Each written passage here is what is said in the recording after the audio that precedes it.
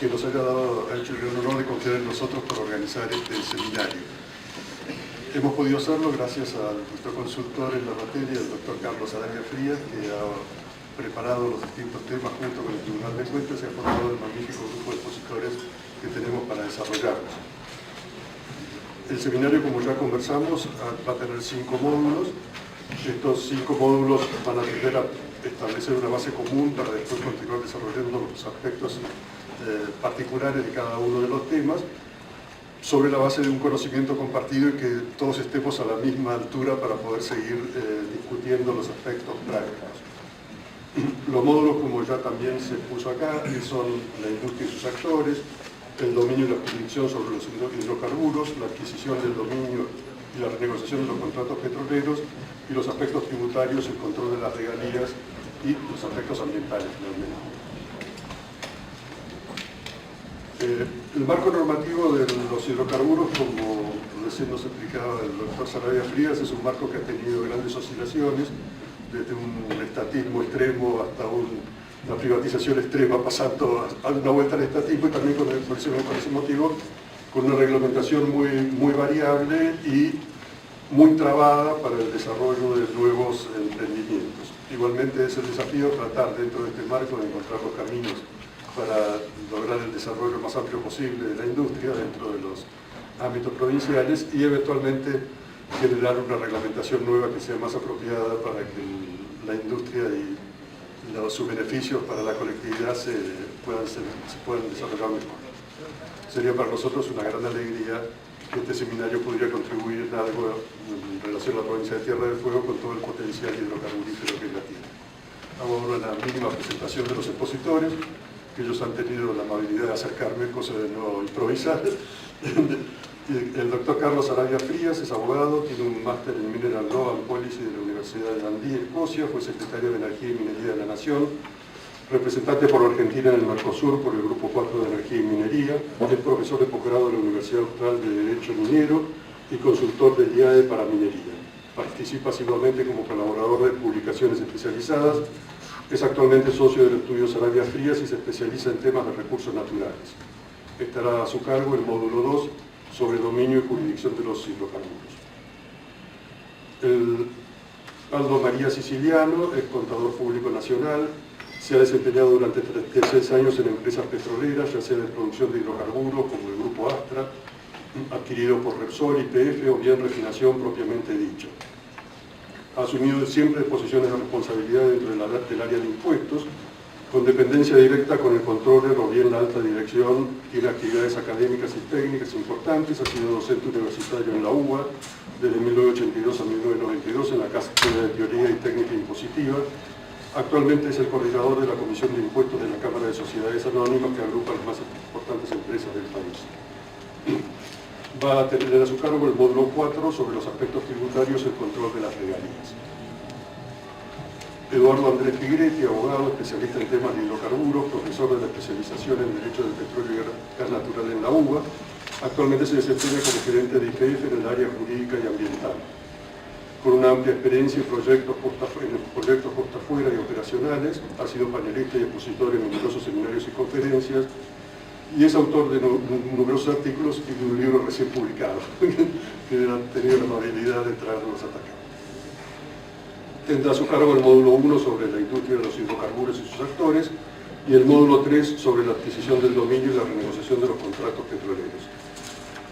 El doctor Eduardo Schweitzer es abogado en el estudio del doctor Sarabia Frías, adjunto de la Cátedra de Recursos Naturales de la Universidad de El Salvador y expositor invitado en numerosas jornadas. Estará a su cargo el módulo 5 sobre los aspectos ambientales de los hidrocarburos. Bueno, y con esto, y agradeciéndoles mucho la participación de todos ustedes, los dejo con el doctor Figueretti, que empezará el primer módulo. Muchísimas gracias, doctor, por la introducción. Yo quería preguntarles y preguntarle también al camarógrafo si me escuchan bien, porque si me escuchan bien la idea es hablar sin micrófono de manera que haya la mayor proximidad posible entre nosotros y que esto sea realmente una charla donde podamos todos sacarnos la mayor cantidad de dudas. Si no me escuchan bien, me avisan si hay algún problema técnico también y agarramos el micrófono y seguimos con la disertación.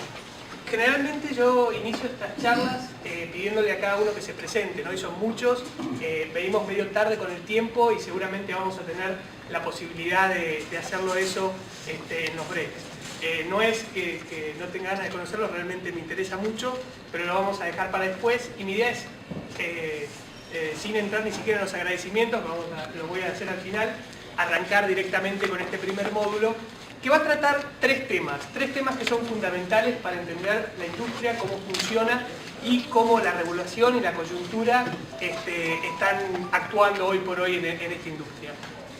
Los tres temas es la actividad técnica, es decir, cómo se desarrolla la exploración de los hidrocarburos, cómo es la técnica de exploración, cómo es la técnica de producción, y hablaremos ligeramente sobre lo que es la refinación.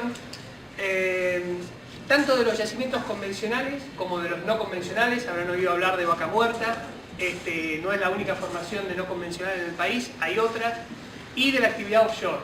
Yo tuve la suerte de participar en las dos últimas actividades offshore importantes que hubo en la Argentina, el proyecto Aurora y el proyecto Malvinas, de eso también vamos a conversar. El segundo gran punto es entender quiénes son los actores de la industria. ¿Por qué? Porque los actores de la industria es lo que nos va a permitir a nosotros comprender cuáles son las relaciones que se establecen entre cada uno de esos actores. Hay una serie de contratos que vinculan a cada uno de los actores, están las empresas petroleras, están las empresas de servicios, está el de Estado, nacional y provincial, y cada uno de esos actores tienen roles específicos en esta actividad, y esos roles específicos es necesario comprenderlos para ver cómo actúa sobre ellos la regulación. Y por último vamos a hablar de la coyuntura, es decir, qué está pasando hoy en materia de hidrocarburos. Si ustedes toman el suplemento de energía del diario Río Negro, ustedes saben que en Neuquén hay dos diarios de circulación, el Neuquén y el Río Negro, pero el Río Negro, curiosamente, tiene mayor circulación en Neuquén que el diario Neuquén. Y toman, lo primero dice, la reforma de la ley de hidrocarburos que ingresará en la legislatura neuquina, es decir, en la legislatura local, la semana que viene, trae varias novedades que prometen sacudir al mercado petrolero. Si uno no se mete realmente en la regulación y no está al tanto de lo que está pasando, este artículo es muy difícil de entender porque uno intuitivamente sabe que hay una regulación a nivel federal de los hidrocarburos. Entonces, que Neuquén me diga, estoy mandando mi propia ley de hidrocarburos, bueno, algún ruido nos tiene que hacer. Si está bien o está mal, yo soy un técnico y acá lo que les voy a tratar sobre lo que voy a tratar de explayar es qué es lo que está pasando. Después cada uno tomará la postura que más le interese defender y verá si esto es correcto desde el punto de vista técnico o político. No se olviden que los hidrocarburos se regulan técnicamente, pero siempre hay un interés político detrás de los recursos naturales. Y nosotros tenemos un sistema de gobierno muy particular, un sistema federal donde hay una coexistencia entre el Estado nacional y los estados provinciales. Más adelante, mañana vamos a hablar, el doctor Schweizer va a hablar de la materia ambiental, pero me parece que este ejemplo es interesante para ver dónde estamos parados. Hay un excelente autor español sobre temas ambientales que se llama Ramón Martín Mateo, que vino a la Argentina hace muchos años y le preguntaron, doctor, ¿cuál cree usted que es el problema ambiental más complicado de la República Argentina? Y este profesor respondió el sistema de gobierno. ¿Por qué? Porque el sistema de gobierno hace que cuando tenemos una contaminación nunca sepamos a ciencia cierta si el que la tiene que atacar es el Estado nacional, el Estado provincial o el municipio. Entonces, el sistema de gobierno genera estas tensiones y es un poco lo que vamos a tratar de comentar hoy y ver justamente la coyuntura actual, ¿no? ¿Qué es lo que está pasando? Arrancamos entonces con la parte técnica, con cómo buscamos y exploramos y explotamos los hidrocarburos. Básicamente los hidrocarburos, según las teorías de los geólogos, hay geólogos en la sala y les pido disculpas por lo que vaya a decir que no sea preciso. Yo tengo mucha relación con los geólogos y esta charla la preparé con ellos. Básicamente hay zonas del planeta donde hay posibilidad de que haya hidrocarburos y hay otras zonas donde no hay ninguna posibilidad. Esas zonas donde hay posibilidad de que haya hidrocarburos se llaman cuencas sedimentarias. Estas cuencas sedimentarias, de las cuales en la Argentina hay 5 que son productivas, hay muchas más, pero productivas, es decir, que producen hidrocarburos, hay 5, son áreas en las cuales se ha acumulado a lo largo de mucho tiempo material orgánico. Ese material orgánico fue sometido a través del tiempo a mucha presión y mucha temperatura, y esa presión y temperatura generan estas acumulaciones de hidrocarburos. Si nosotros hacemos sobre la superficie terrestre, digamos, esta es la superficie, un corte transversal, vamos a ver que bajo el suelo hay distintas capas.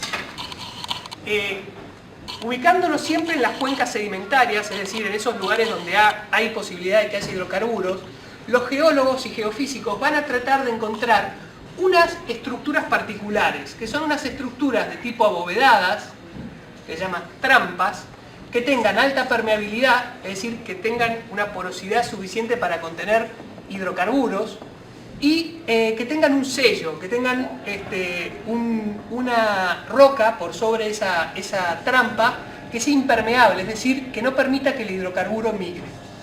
El hidrocarburo migra, y esa es, ahora vamos a hablar, esto sería un típico yacimiento convencional.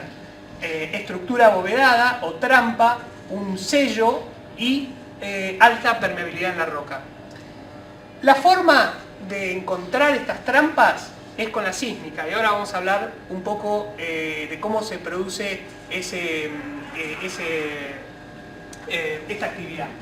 Básicamente la sísmica implica realizar sobre la superficie del terreno microsismos, de manera tal que vamos a mandar distintas ondas que van a rebotar contra las distintas capas y que me van a permitir conocer cuál es la estructura que tiene, que hay debajo de un suelo determinado.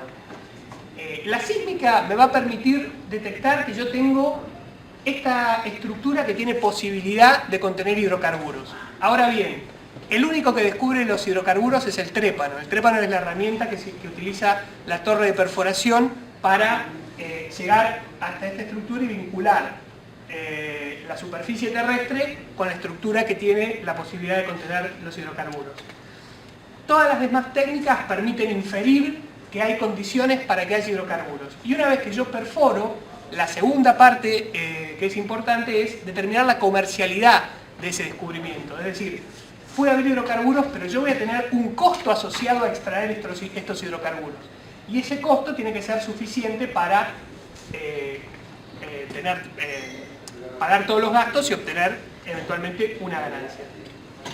Esto es entonces el típico yacimiento convencional de hidrocarburos. Ahora bien, hay otro tipo de yacimientos que ahora está en boca de todos, que se llaman los yacimientos no convencionales. La formación donde se dan esos yacimientos no convencionales, más conocida en la Argentina, es Vaca Muerta. Habrán escuchado hablar bastante de Vaca Muerta. ¿Qué son estos yacimientos no convencionales? Bueno, esta roca que hay en esta estructura se llama roca reservorio. Yo les comenté, el petróleo migra, es decir, se mueve. Y se mueve hasta llegar a un lugar donde tiene una zona en la cual tiene un tapón y no puede migrar más. Entonces es ahí donde yo lo voy a buscar. Pero originalmente el petróleo se formó en una zona que tiene una roca que se llama roca generadora, que es una roca que está generalmente a mayor profundidad, que es la roca que fue sometida a esa presión y temperatura muy importante que yo les había comentado hace un rato, y es la roca que a partir de esa roca el hidrocarburo fue migrando hasta encontrar esta trampa en donde se quedó. Estos yacimientos son los yacimientos que se están explotando en el país desde el 13 de diciembre de 1907, cuando una división de Minas, Geología e Hidrología encuentra, buscando agua en la zona de Comodoro Rivadavia, el petróleo. Ha habido otros afloramientos, es decir, el petróleo como bitumen se conocía en el país, en la zona de Salta y en la zona de Mendoza, por algunos afloramientos espontáneos que había en la superficie terrestre y se utilizaba para lámparas y demás. Pero esta fue, en Comodoro Rivadavia, fue el primer descubrimiento. Entonces estos yacimientos son los yacimientos que hace más de 100 años se están desarrollando en la República Argentina. Y por esta razón, lo que se habla de la Argentina es que es un país con yacimientos maduros, ¿no? Estos yacimientos se han explotado durante muchísimo tiempo. Generalmente tienen una surgencia natural al principio y luego se utilizan distintas técnicas de recuperación secundaria y terciaria que buscan lo siguiente, buscan aumentar la presión que tiene el yacimiento para que salga más hidrocarburos. Entonces, cuando yo perforo, en un primer momento por una diferencia de presión, el hidrocarburo va a surgir y después voy a tener que aplicar otras técnicas. La más conocida es el bombeo mecánico. Habrán visto las cigüeñas. Las cigüeñas lo que hacen es bajar una serie de varillas para extraer el petróleo y llevarlo a la superficie. Esas cigüeñas pueden estar instaladas en la superficie, pero también hay bombas electrosumergibles, es decir, yo puedo bajar una bomba eléctrica y le dar la bomba acá para que suba. Entonces yo en la superficie puedo ver una cigüeña o un AIB, un aparato individual de bombeo, o también puedo ver simplemente el pozo produciendo. Esas son las técnicas. Y hay otras técnicas de recuperación secundaria que involucran, por ejemplo, perforar otro pozo e inyectar agua o geles que le dan mayor presión a este yacimiento y permiten extraer los hidrocarburos. Agua. ¿Qué agua inyecto? Bueno, siempre que yo descubro un yacimiento de hidrocarburos, hay tres cosas que voy a encontrar: petróleo, gas y una cosa que se llama agua de formación, que es un agua salitrosa.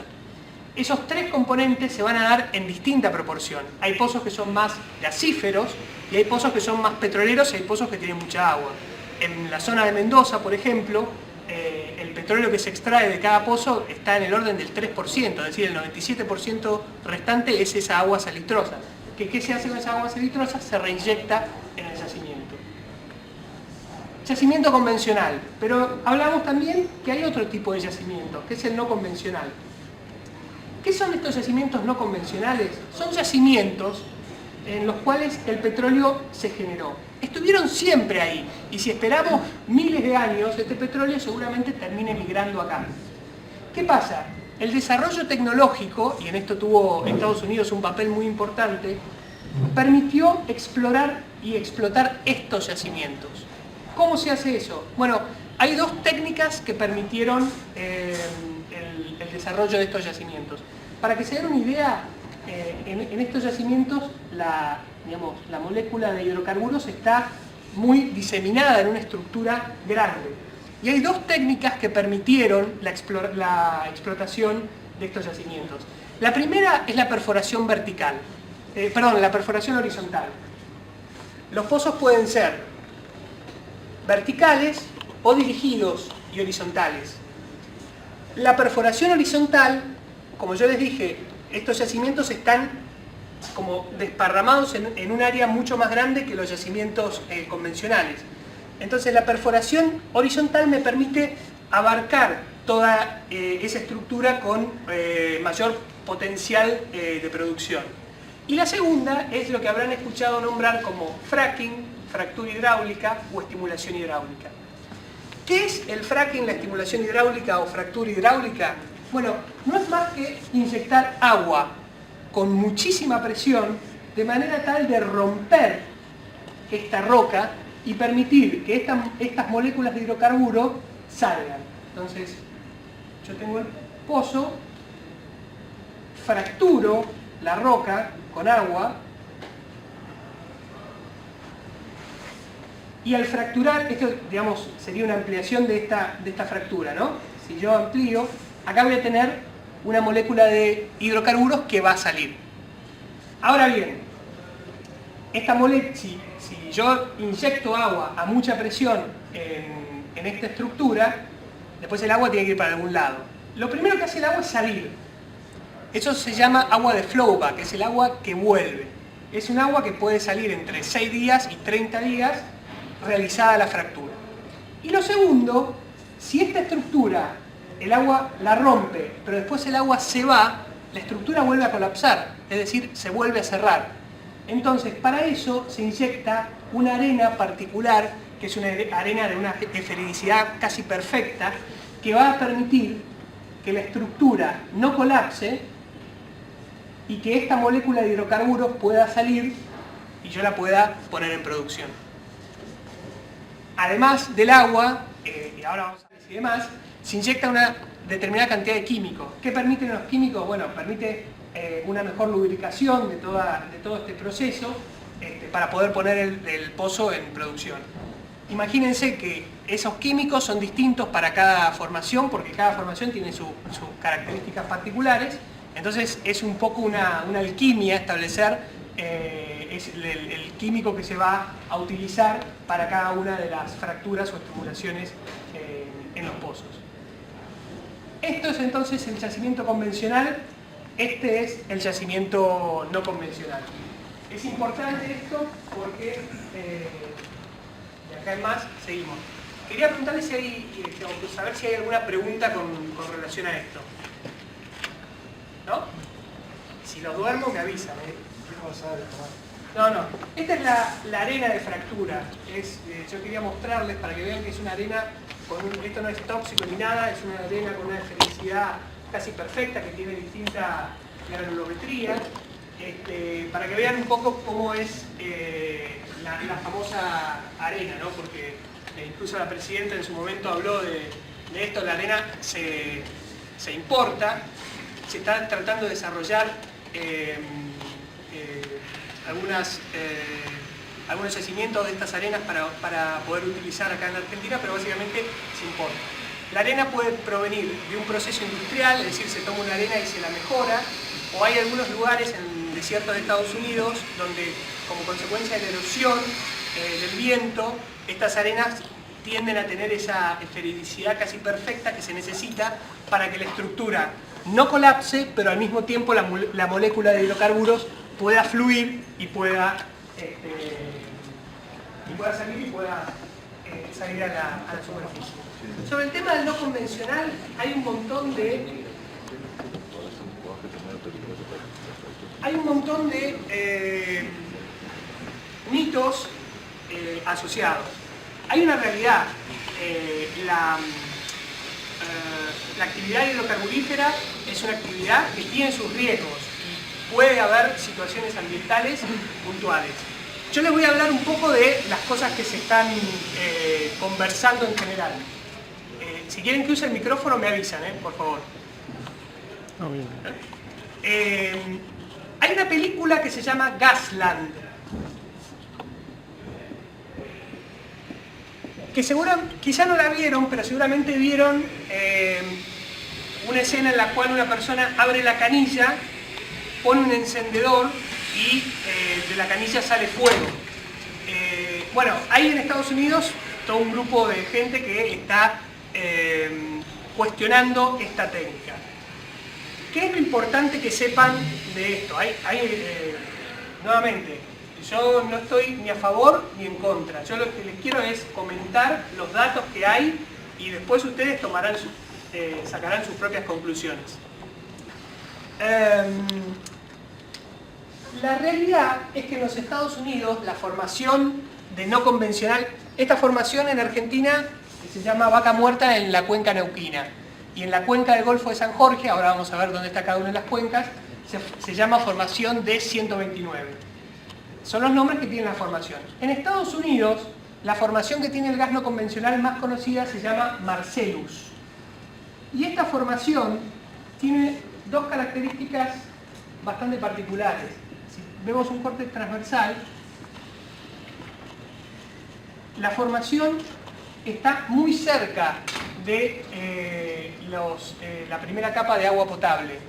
Entonces, cuando se produce la fractura hidráulica, ha pasado en Estados Unidos que la fractura, que es una fractura no controlada, se están haciendo modelos matemáticos para controlarla o para saber para dónde va a ir, pero puede ser que haya fracturado y haya vinculado el acuífero, que son los ríos subterráneos que suelen tener agua potable, y haya producido una filtración de gas en ese acuífero. Ahora bien, en la Argentina hay cuestión ambiental interesante y una cuestión geológica muy interesante. Primero, la capa de vaca muerta está a un promedio de 3.000 metros de profundidad. Si ustedes toman el acuífero, que está entre 150 y 250 metros de profundidad, hay una distancia de separación entre el agua potable y digamos, la formación vaca muerta muy importante, con lo cual esa posibilidad de filtración desaparece. Y lo otro que es interesante desde el punto de vista técnico en la Argentina es que la formación Marcellus en Estados Unidos tiene un espesor muy chico y por eso necesitaban los pozos direccionales para poder abarcarla con una extensión razonable para poner el pozo en producción. En Argentina, vaca muerta tiene más de 300 metros, entonces puede explorarse y explotarse con un pozo direccional o con un pozo vertical. Las dos técnicas son aptas para explorar y explotar la formación vaca muerta. Esto es un poco las características que diferencian a nuestra explotación de no convencional en Neuquén de lo que es el no convencional en los Estados Unidos y los problemas que ha tenido. Sí. Con respecto a Gasland, hay un estudio en una universidad y un instituto de Estados Unidos donde se determinó que ese gas es biogénico, o sea, es de origen biogénico y no termogénico como el habitual de la explotación del metano que se produce. Exactamente. Básicamente, y vos lo vas a poder explicar mejor que yo, se hizo un estudio, pero pongámoslo en duda el estudio. Lo cierto es que una de las posibilidades es que se haya producido una filtración, que de hecho pasó. No sé si pasó que en la casa del hombre que prendió la canilla o no, pero de hecho pasó. Pero hay otra realidad, así como hay aguas que no son potables porque tienen altos contenidos de tóxicos, hay también formaciones de agua que pueden tener este gas disuelto, y lo que puede haber pasado también en ese caso es que este gas natural que tenía este acuífero es el que haya permitido prender esta canilla. Eso es correcto. De hecho también la industria sacó todas estas películas están en YouTube, así que las pueden ver. Sacó su propia película contra Gasland, que no me puedo acordar el nombre, donde refuta cada una de las conclusiones a las que arribaría esta primera película. Así que bueno, esa es un poco la realidad. Se habla también de la posibilidad o del incremento de la actividad sísmica, no está probado. ¿Por qué? Porque la fractura con la presión que tiene podría mover las capas tectónicas. No está probado, no hay estudios concluyentes, pero son los otros riesgos que se mencionan asociados con lo que es la actividad no convencional. Y el último, obviamente, es el tratamiento del agua. Ese agua de flowback, ese agua que yo inyecto a gran presión para romper la roca, cuando vuelve la tengo que tratar. Si no la trato, es agua que no es apta para el consumo humano. Básicamente esas son las características del no convencional y un poco lo que está pasando. Hoy hay ya debemos estar arriba de los 100 pozos de no convencional. La zona de Añelo se está produciendo de una manera muy intensiva y realmente es muy interesante lo que está pasando y los resultados que se están obteniendo con esta... Perdón, respecto de... Vos dijiste que esa agua se traía del propio yacimiento, que era fruto de la extracción en un caso del 97% Sí, seguro. hay... Lo que no entiendo es si es salitrosa, Sí. para qué había que tratarla cuando regresa a la superficie. Vamos a aclararlo, es muy buena la pregunta. El agua que se utiliza para la fractura no necesariamente es esa agua de formación. Puede ser también agua captada de un curso natural. Esa agua, entonces, cuando se inyecta con una cantidad de químicos determinados. Con lo cual es un agua que vuelve sucia, o vuelve no de la misma manera que ingresó. Esa agua se puede tratar. Hay regulaciones, se están desarrollando regulaciones en las distintas provincias. Obviamente la más interesada en este tema es en Neuquén, que están regulando cómo tratar ese agua que se denomina de flowback, para evitar obviamente situaciones de contaminación. para que puedan verlo un poco en imagen. Yo les dije que la primera actividad que se hacía para descubrir el yacimiento era la sísmica.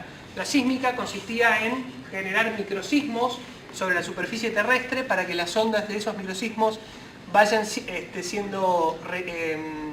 rebotando contra las distintas capas y sean recepcionadas por micrófonos que se llaman geófonos, que están puestos sobre la superficie. Esto es la primera parte de la actividad sísmica, es un cañón vibro. El cañón vibro lo que tiene es una placa con un motor muy potente que lo que hace es justamente vibrar y generar ese microsismo. La actividad de la sísmica, esto es en la zona de Neuquén, la actividad sísmica en zonas que no tienen mucha complejidad topográfica, se hace con estos camiones en lugares donde la complejidad es distinta, como puede ser zona de montaña y demás, puede realizarse con otros métodos, como puede ser la utilización de explosivos, por ejemplo. Son las dos formas de producir el microsismo. Esta es otra foto de la misma placa. Y este es un grupo de libros trabajando. Yo les había comentado, ese sismo genera ondas que van rebotando y que tienen que ser recepcionadas de alguna manera en la superficie terrestre. Esto que ven acá son los geófonos, que van todos interconectados entre sí en una superficie amplia, de manera tal que todas los rebotes de esas ondas pueden ser recibidos e interpretados por medio de sistemas informáticos. Y este es un grupo de sísmica plantando esos geófonos. Ahora bien, esto es lo que yo hago si estoy en la Tierra. Pero ¿qué pasa si estoy en el mar? Es decir, ¿qué pasa si yo tengo una capa de agua por encima de esta superficie, ¿no? ¿Cómo me las arreglo?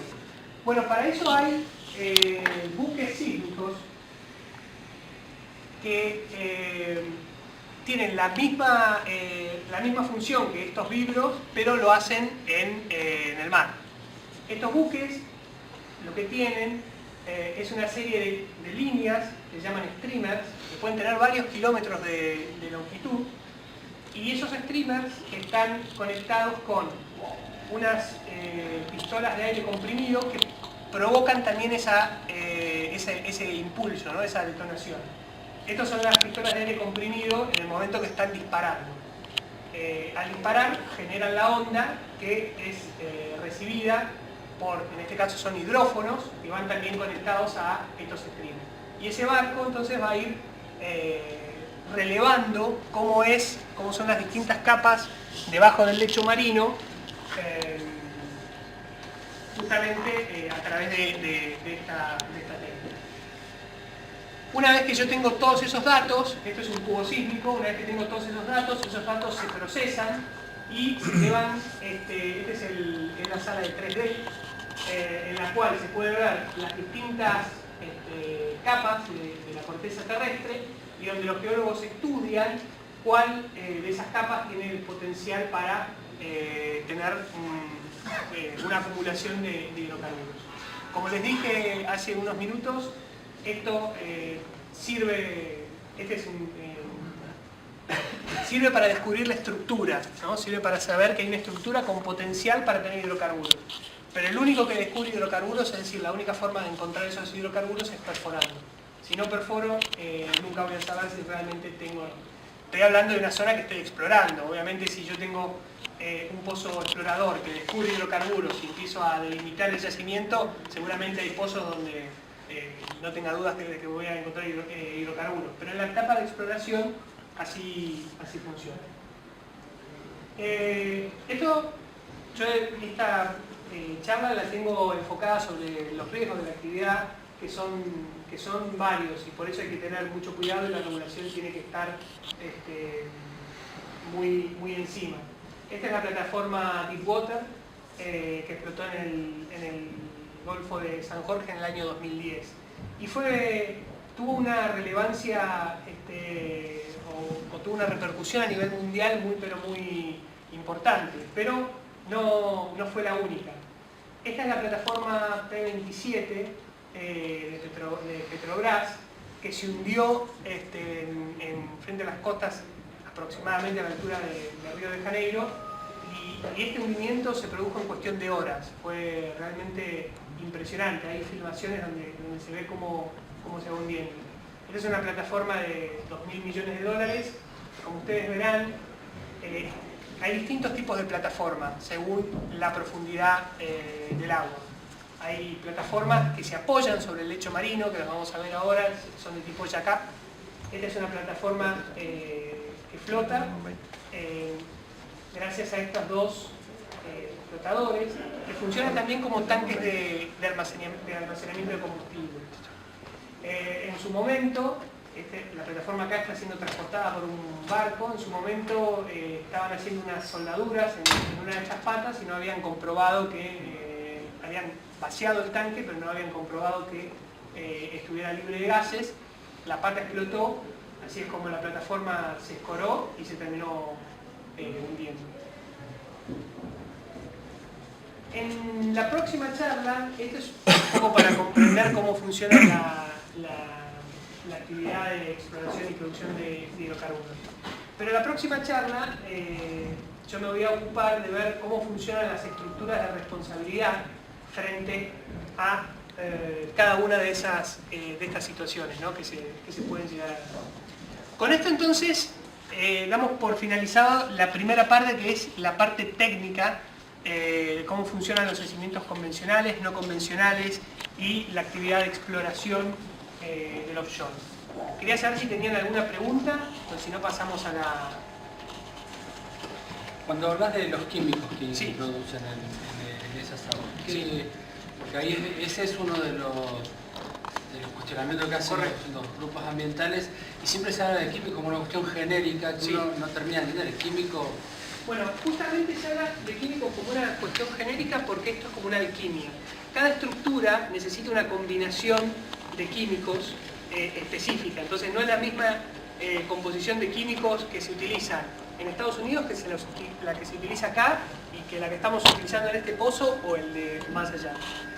Aproximadamente el porcentaje de esos químicos es menos del 1%.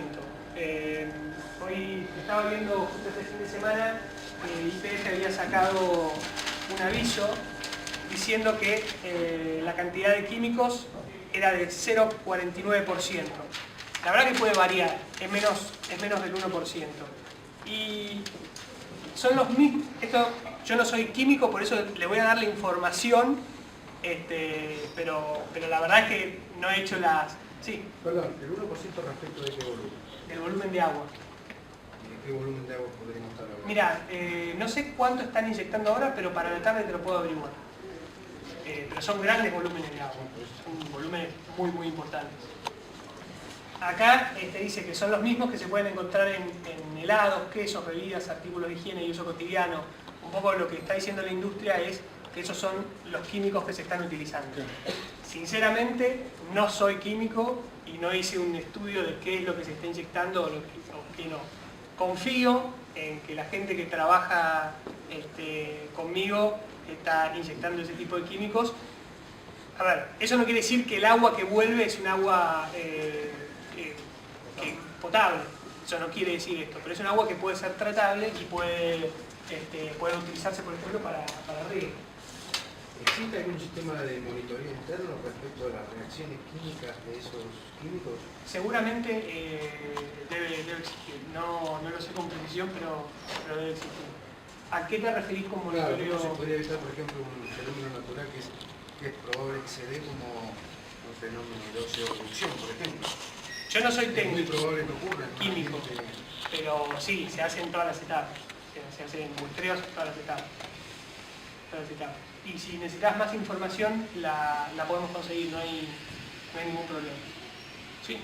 ¿Hay una idea de costos en cuanto a la diferencia de explotación de yacimiento convencional contra estos no convencionales? Bueno, claramente es más caro.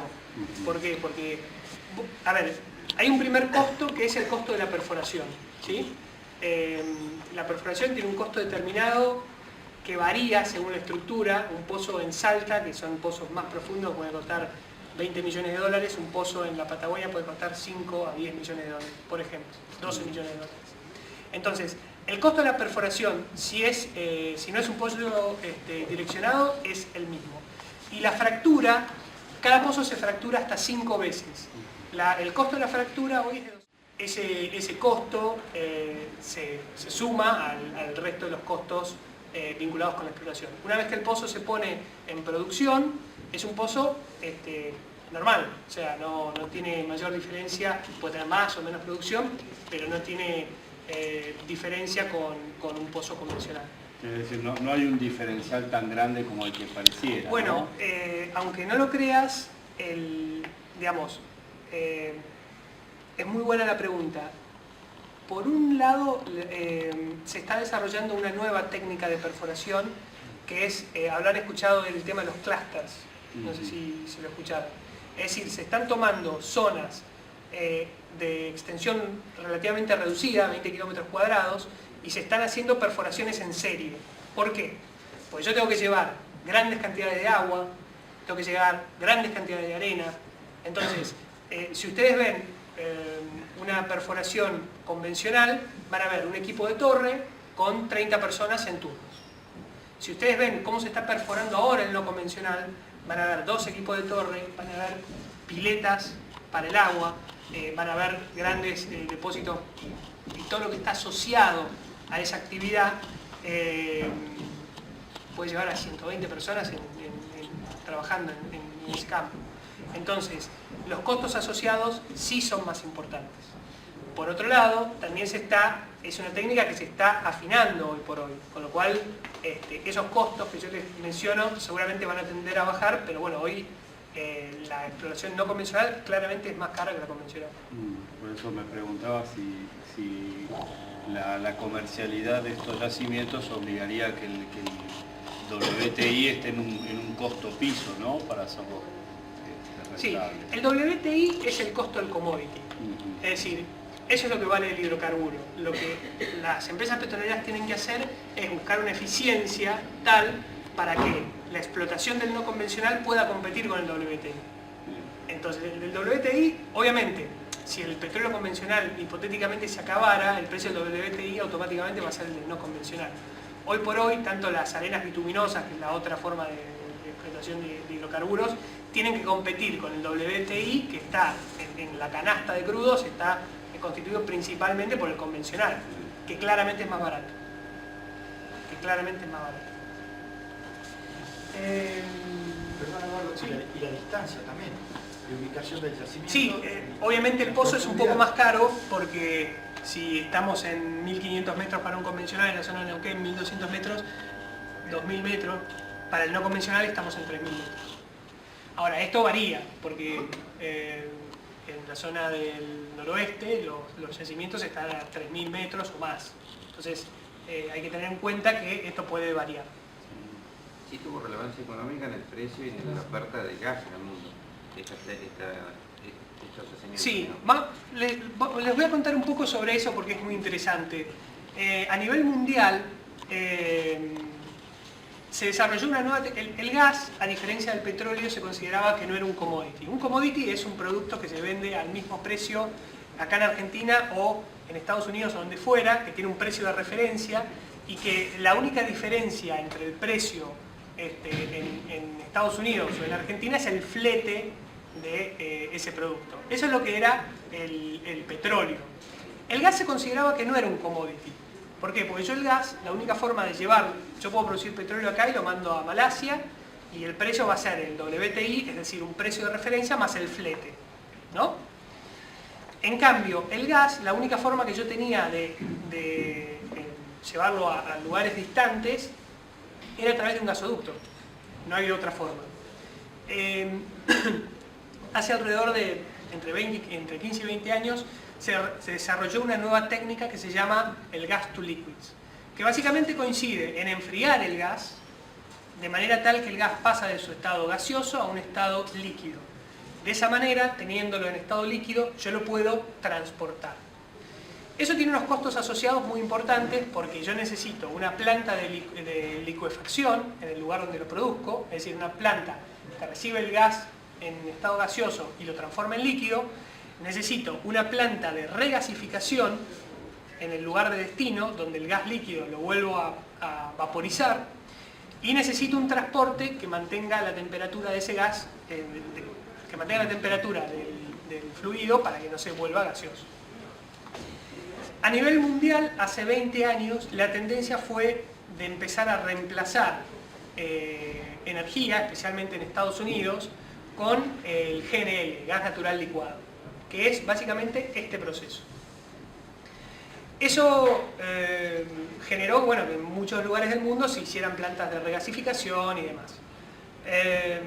¿Qué pasa? Cuando se descubre el gas no convencional, este gas desplomó todos esos proyectos de gas licuado, porque generó una irrupción de una cantidad importante de gas natural y hizo que obviamente mucho más barato que todo este proceso de licuar, transportar de manera fría y regasificar. Nosotros en la Argentina tenemos ese sistema de regasificación. No tenemos planta de regasificación, pero hay unos buques particulares que tienen montado arriba una planta de regasificación.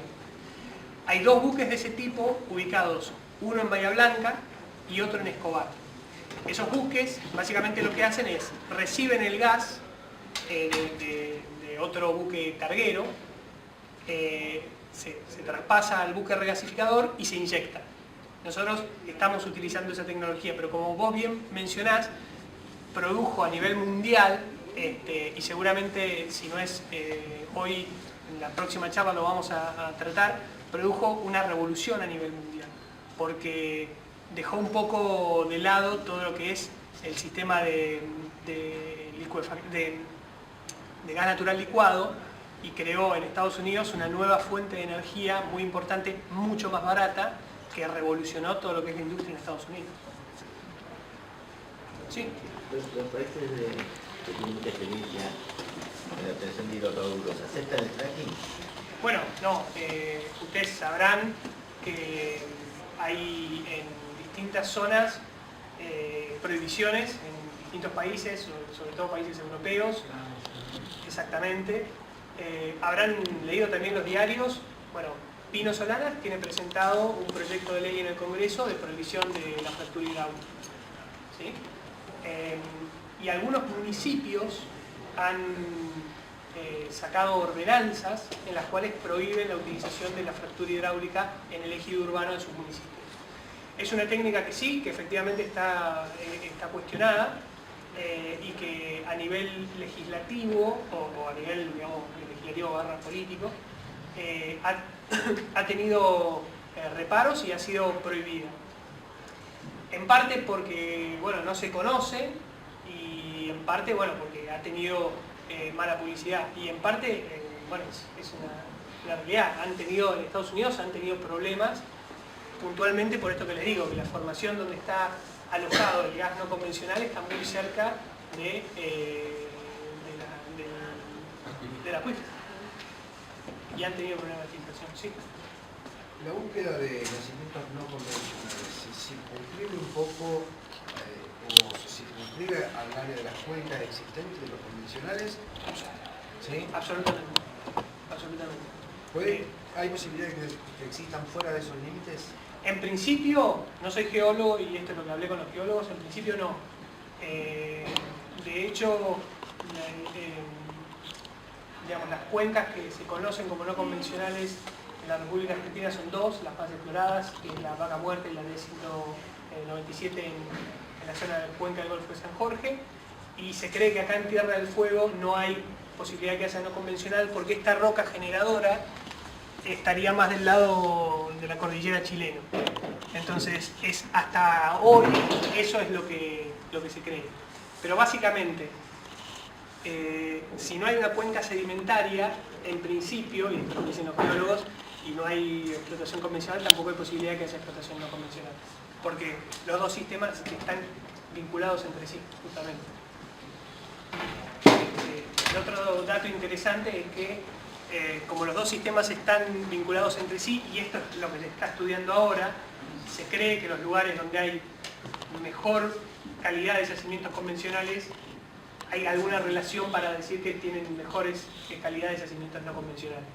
Lo que es muy interesante en Argentina y en Vaca Muerta en particular, es que justamente el espesor de esa formación es muy importante. Y ese espesor es lo que le da un potencial mucho mayor. Bueno, perdón a los geólogos si dije alguna barbaridad, y a los químicos obviamente, pero la idea un poco es ponernos a todos en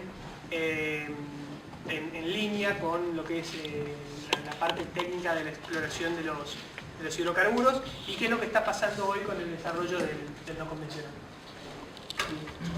Respecto a este tema, ¿puede llegar a ver en algún contrato entre el gobierno y las empresas algún tema puntual específicamente como para tener en cuenta, digamos, para discutir respecto de esta etapa? Muchísimos, y hoy los vamos a ver, muchísimos. Básicamente...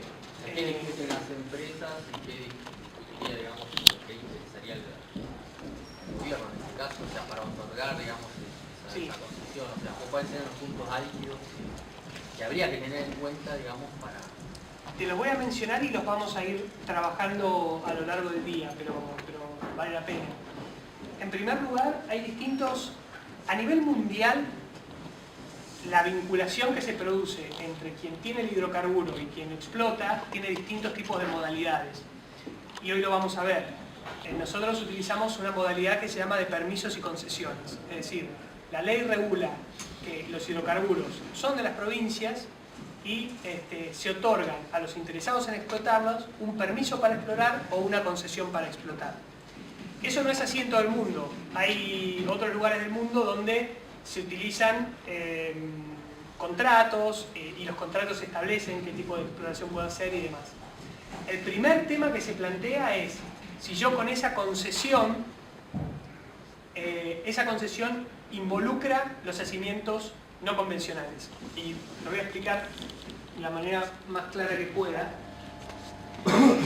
Nosotros tenemos entonces el sistema de permisos y concesiones. Eso implica que el Estado, nacional o provincial, dependiendo de dónde los hidrocarburos se encuentren, que el Estado me va a dar un área, esto es visto desde arriba, un área en la cual yo voy a poder explorar esos hidrocarburos. Ahora bien, según la ley actual, yo tengo la obligación de explotar los hidrocarburos que hay en esta área de la manera más racional posible y a mi criterio, como está escrita la ley hoy, eso implica que yo tengo derecho a los hidrocarburos convencionales como a los no convencionales. Ahora bien, Neuquén, por ejemplo, con esta nueva regulación, lo que está diciendo, o lo que está tratando de decir es, yo quiero dividir lo que es, dentro de este área, la explotación convencional de la no convencional. Y si usted quiere explotar no convencional, me tiene que traer un proyecto específico para decirme cómo va a explorar y explotar el no convencional. Esa es la primera cuestión. Antes de eso, y sin tomar posición, si queremos explotar o no explotar los yacimientos no convencionales. A mí me parece que es una necesidad para el país, pero perfectamente podríamos, si todos nosotros fuéramos la República Argentina, podríamos debatir si quiero explorar y explotar los no convencionales o no, si veo que puede haber algún riesgo, no puede haber un riesgo, tengo otras fuentes de energía alternativas, perfectamente lo podríamos hacer. Entonces, lo primero es validar la exploración y explotación del no convencional. Lo segundo es saber los derechos que me otorga la legislación, si involucran o no al no convencional. Y el tercer punto es la parte ambiental. Parecería ser que como la técnica es distinta, es por eso me interesaba explicarles cómo era la técnica, la fractura, el uso del agua, el uso de la arena y demás, como la técnica es distinta, ambientalmente tengo que tener una visión distinta. Creo que esos son los tres principales temas a debatir del no convencional. Después, como subtema, también podemos hablar del precio, ¿no? Podemos decir, bueno, esto tiene un costo mayor, menor, podríamos hablar, pero está directamente vinculado con cuál es el derecho que yo tengo con una concesión. Sí. Ahora, por ejemplo, en lo que sería Vaca Muerta, Sí. ¿está concesionado en su totalidad lo que está relevado como Entre el yacimiento? 50 y el 60%. Ah, 50. Sí. Si ustedes toman, qué lástima. Ahora me voy a fijar en la computadora si tengo alguno. Si ustedes toman a la provincia de Neuquén, la cuenca neuquina es un poco más grande, abarca sur de Mendoza, una parte de La Pampa, una parte de Río Negro, y se otorgan las concesiones y demás, y aproximadamente un 50% ya está concesionado. Ahora bien, está concesionado bajo la legislación actual, lo cual quiere decir que si yo tengo este área acá, yo creo que es así, puedo explorar esto y esto, ¿sí? Lo que quiere, o lo que aparentemente, porque todavía no vimos la ley, quiere hacer Neuquén, es decir, no, vos tenés este área y podés explorar esto. Si querés explotar esto, vení y hablemos. Vamos a ver cómo lo hacemos. Y esto también podría implicar por parte de la empresa plantear una merma en las regalías, como suma del costo. O una extensión del plazo. Exactamente. Todas esas variables que hoy vamos a ver, el plazo de la concesión, el monto de regalías y demás, esas son todas las variables, y me viene bien la pregunta porque es uno de los temas que vamos a conversar hoy. Todas esas variables forman parte de un sistema que en definitiva lo que buscan es determinar la renta petrolera.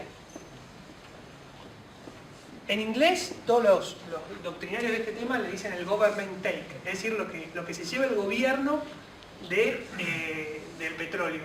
Yo tengo distintas variables para jugar y decir, bueno, cuánto me quiero llevar.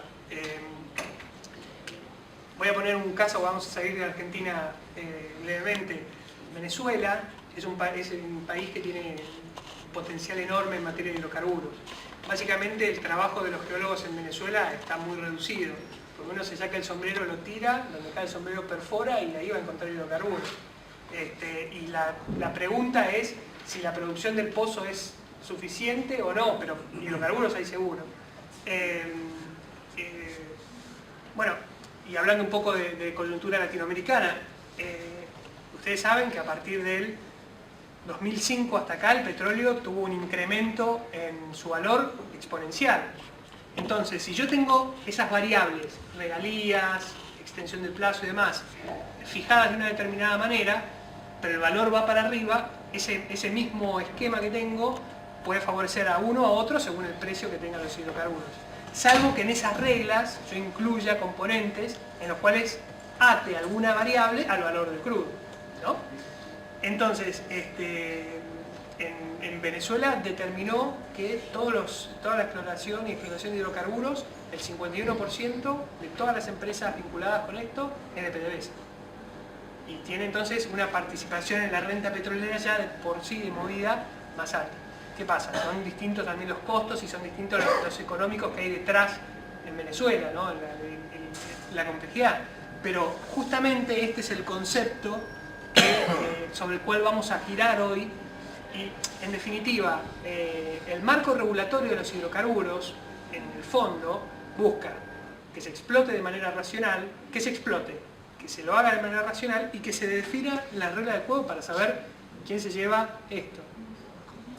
Y hay distintas modalidades para hacerlo a nivel internacional y de eso vamos a conversar a la tarde. Nosotros tenemos la concesión que lo que dice básicamente es, usted explora y explota y me da el 12% de regalías y me paga un canon por la utilización del terreno. Pero yo también puedo establecer un sistema como el que tiene ENARSA para todo lo que son las nuevas áreas offshore, en el cual digo, no, vos te asociás conmigo y compartimos la producción.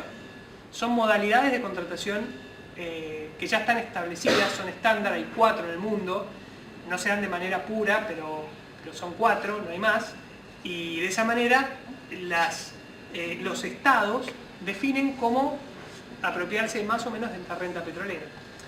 ¿Por qué hay 4, que podrían ser más? Porque según las características geológicas y la coyuntura del país, me puede convenir aplicar una u otra. Si yo estoy interesado en un desarrollo más potente, más impulsivo, el sistema de permisos y concesiones es más adecuado. si yo quiero dotar a mi empresa petrolera estatal que no tiene experiencia, capaz un sistema de asociación me venga mejor. Entonces, usted quiere venir a explorar, se tiene que asociar a PDVSA, por ejemplo. Así que bueno, todos estos conceptos y todas estas variables son las que permiten, en definitiva, determinar esto, que es el punto central de lo que es la... Utiliza la forma de asociación con empresas para explotación. ¿Qué es lo que De está todas pasando? maneras, al margen de la renta que te da como empresa a la provincia, esa empresa igual paga regalías. Sí, pero ese punto es otro muy interesante, porque si yo tengo el sistema de permisos y concesiones y tengo una empresa que se lleva el 12% y digo, no, yo quiero obtener un poco más de esa renta petrolera, también puedo tener mi compañía petrolera provincial y participar en ese negocio, con lo cual me voy a llevar, el Estado se va a llevar el 12% de regalías y la empresa petrolera va a tener una utilidad determinada. Esto también es del diario Río Negro del 2 de marzo del domingo pasado. GIP, que es la YPF estatal neuquina, vale 1.408 millones de dólares. Y dice Zapag, eso es lo que vale para empezar a hablar. Resaltó Zapag en su discurso ante los legisladores. Hay muchas variables para ajustar, justamente para determinar la renta petrolera. Ahora, también tengo que ser racional al jugar con esas variables, porque si yo tengo una zona que tiene potencialidad geológica nula, yo trabajé mucho en Uruguay. Uruguay no tiene exploración petrolera, yo trabajé en 2 bloques que tiene ahora YPF, más o menos de Punta del Este, derecho para el mar. Y bueno, obviamente, cuando salen a las rondas de licitación, que son las licitaciones que hacen también las provincias, tienen que ofrecer un paquete atractivo, porque sí. Entonces, pero bueno, eso va variando. Si en ese lugar se produce un descubrimiento importante, esas reglas van a empezar a cambiar y se van a ir ajustando.